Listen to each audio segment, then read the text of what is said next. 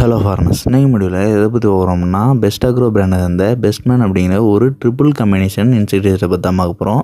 அதாவது 3 மூலக்கூறு இருக்கக்கூடிய ஒரு பூச்சிக்கொல்லியை பற்றி தான் பார்க்க போகிறோம். ஃபஸ்ட் இதில் என்ன டெக்னிக் இருக்குது அப்படின்னு பார்க்கும்போது ஃபிப்ரோனில் 7%, அபாமெக்டின் 1.25%, டால்ஃபின் பைராய்டு 15% எஸ்சி ஃபார்மெட்டில் இருக்குது. அதாவது சஸ்பென்ஷன் கான்சன்ட்ரேட் அப்படின்னு குறிப்பிடக்கூடிய ஒரு திக்கான சொல்யூஷனாக இருக்கும். நெக்ஸ்ட் இந்த பூச்சிக்கொல்லி வந்து எந்த மாதிரியான செயல்பாடுகளை கொண்டது அப்படின்னு பார்க்கும்போது ஃபஸ்ட்டு கான்டாக்ட் ஆக்ஷன், அதாவது நம்ம பூச்சிக்கொல்லி ஸ்ப்ரே பண்ணும்போது நம்ம குறிப்பிடக்கூடிய பூச்சிக்கொல்லி மேலே பூச்சிக்கொல்லி படிச்சினாலும் பூச்சிக்கொல்லி செத்துரும்.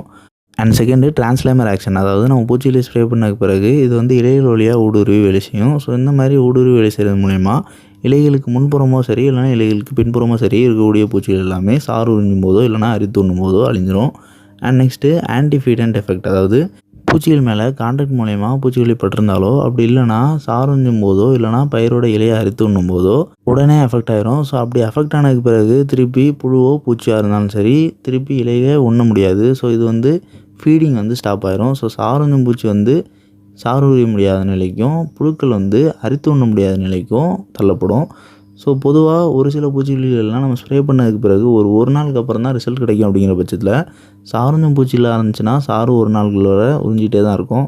ஸோ அதே நேரத்தில் புழுக்களாக இருக்கும் பட்சத்தில் புழுக்கள் வந்து ஒரு நாட்கள் அழியிற வரை பயிரை அரித்து உண்ணுக்கிட்டே தான் இருக்கும்.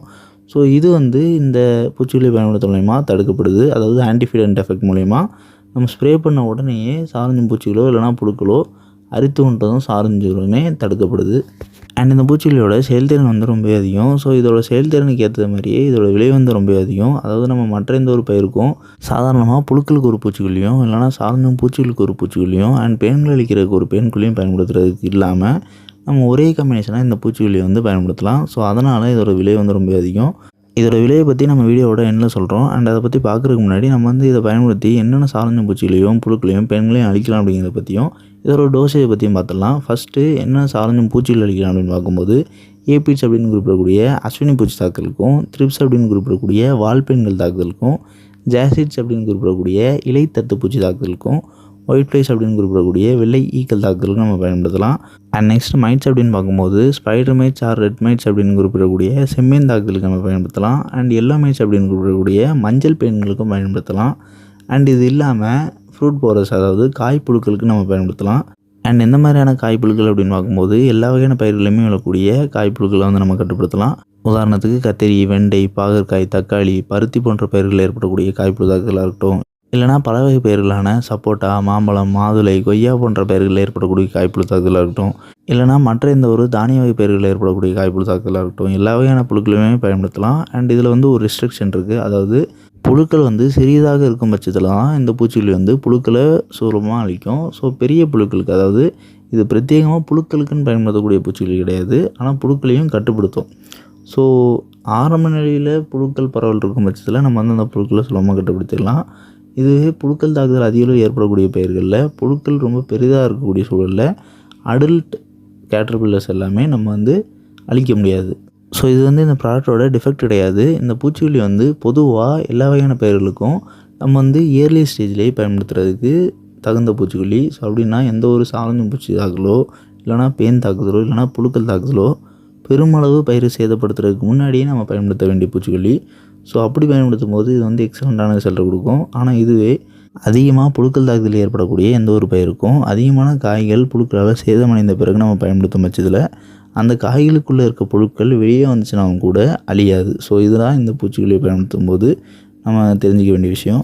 ஸோ அப்படி ஒரு வேளை அதிக அளவு புழுக்கள் தாக்குதல் ஏற்படக்கூடிய பயிருக்கு நீங்கள் வந்து இதை பயன்படுத்துகிறீங்க அப்படின்னா இது கூட குளோரன்ட்ரானிட்ரோலோ இல்லைனா இமாமெக்டின் பென்சோயிட்டோ சேர்த்து பயன்படுத்துகிற மூலமா புழுக்களையும் 100% கட்டுப்படுத்திடலாம். அண்ட் இதோட டோசேஜ்னு பார்க்கும்போது 1 லிட்டர் தண்ணிக்கு 0.6 ml-லேருந்து 0.75 ml வரை பயன்படுத்தலாம். அண்ட் நம்ம வந்து காய்ப்புழுக்கள் குறிப்பிட்டது போலயே எந்த ஒரு பூகை பயிர்களையும் ஏற்படக்கூடிய மொட்டுப்புழு தாக்குதலுக்கும் பயன்படுத்தலாம். ஆனால் மொட்டுப்புழு தாக்குதலுக்குமே ரொம்பவே இயர்லி ஸ்டேஜில் மொட்டுகள் சேதமடைகிறதுக்கு முன்னாடி நம்ம பயன்படுத்தும் போது தான் முழுமையான பலன் கிடைக்கும். அப்படி மொட்டுகள்லாம் சேதமடையக்கூடிய சூழலை நீங்கள் பயன்படுத்துனீங்க அப்படின்னா இது வந்து முழுமையான ரிசல்ட்டை கொடுக்காது. ஸோ புழுக்கள் பெரிதளவு அழியாது. ஸோ அதனால் நீங்கள் முடிஞ்ச அளவு புழுக்களுக்குன்னு பயன்படுத்தும் போது நம்ம ப்ரீவியஸாக குறிப்பிட்டிருந்திருக்கக்கூடிய குளோரன்ட்ரானிட்ரோலோ இல்லைனா இமாமெக்டின் பென்சோயிட்டோ இருக்கக்கூடிய பூச்சிக்கொல்லிகளை சேர்த்து பயன்படுத்தலாம். அண்ட் இதோட கம்பேட்டபிலிட்டின்னு பார்க்கும்போது இந்த பூச்சிக்கொல்லி வந்து நம்ம மற்ற எந்த ஒரு பூச்சிக்கொல்லிகள் கூடயும் சரி பூஞ்சான கொல்லிகள் கூடயும் சரி நுண்ணுசத்து மருந்துகளையும் சரி சேர்த்து பயன்படுத்தலாம். இதனால் பயிர்களுக்கு எந்த ஒரு பாதிப்பும் ஏற்படாது. அண்ட் லாஸ்ட்டாக இந்த பூச்சிக்கொல்லியோட ப்ரைஸிங்னு பார்க்கும்போது அப்ராக்சிமேட்டான ப்ரைஸாக 100 ml வந்து 500 ரூபாயிலேருந்து 600 ரூபாய்க்குள்ளான விலையில் ஸ்டால் அவைலபிளாக இருக்குது.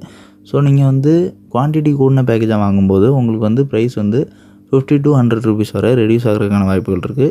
அண்ட் இந்த வீடியோவில் டவுட் இருந்துச்சுன்னா கமெண்ட் பண்ணுங்கள். அண்ட் இந்த மாதிரி வேறு எந்த ஒரு பூச்சிக்கொல்லியை பற்றியோ தெரிஞ்சு நினச்சிங்கன்னா அந்த பூச்சிக்கொல்லியோட பேரையோ இல்லைனா டெக்னிக்கையோ கமெண்ட் பண்ணுங்கள். அண்ட் நம்மளோட செகண்டரி சேனலான அக்ரிக்ரோ ஷார்ட் சேனலில் இந்த வீடியோட கொலாபரேட் பண்ணிக்கிறோம். ஸோ இந்த வீடியோ பப்ளிஷ் ஆகக்கூடிய சேனல் ப்ரொஃபைலை நீங்கள் கிளிக் பண்ணி அப்படின்னா அதில் 2 சேனல் ப்ரொஃபைல் காட்டும். ஸோ அதில் அக்ரிக்ரோ ஷார்ட் சேனல் மறக்காமல் சப்ஸ்கிரைப் பண்ணிங்க.